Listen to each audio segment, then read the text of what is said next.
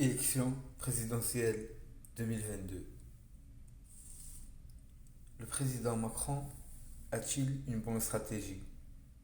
Tout d'abord, on va revenir sur les dernières élections, les élections régionales qui ont été une défaite pour le parti présidentiel, comme tout le monde l'a annoncé.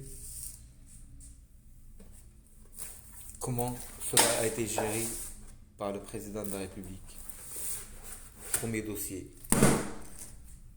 Réponse très bien gérée, car il a rappelé que oui, la République en marche n'a pas eu un succès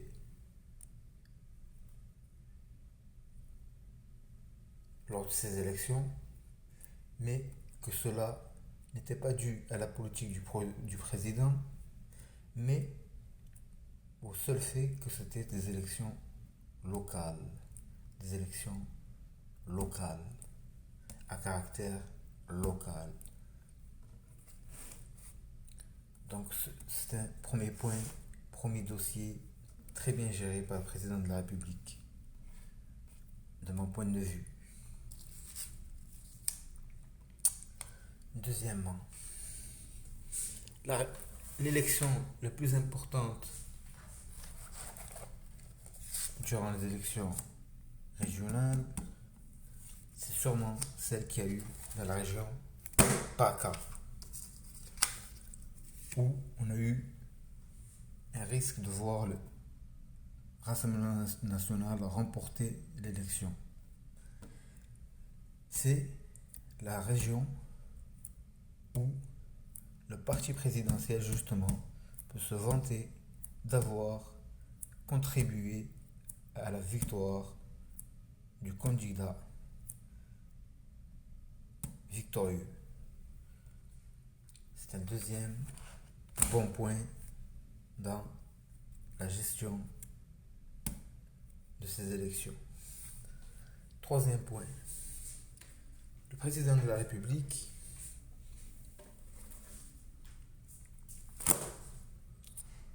pendant que certains font des discours, lui travaille. Il représente la France au niveau international, on l'a vu au G7, on l'a vu à l'OTAN, on l'a vu se rendre dans différents théâtres d'opération. Et donc, il fait briller la France au niveau international. Et ceci, le français a tendance à l'oublier. En tout cas, au jour d'aujourd'hui. Moi, je suis persuadé qu'il ne l'oubliera pas au moment des élections présidentielles. C'est pour ça que c'est très important de dissocier les deux. Les élections régionales et les élections présidentielles, ça n'a rien à voir. Car le jour des élections présidentielles, les Français se rappelleront que le président Macron a vendu des rafales, par exemple, à l'Égypte, à la Grèce, que le président Macron a versé des aides pendant la crise du Covid.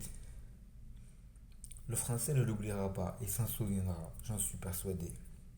En plus, en face, qui y a en face de Macron? Au jour d'aujourd'hui, nous n'avons personne.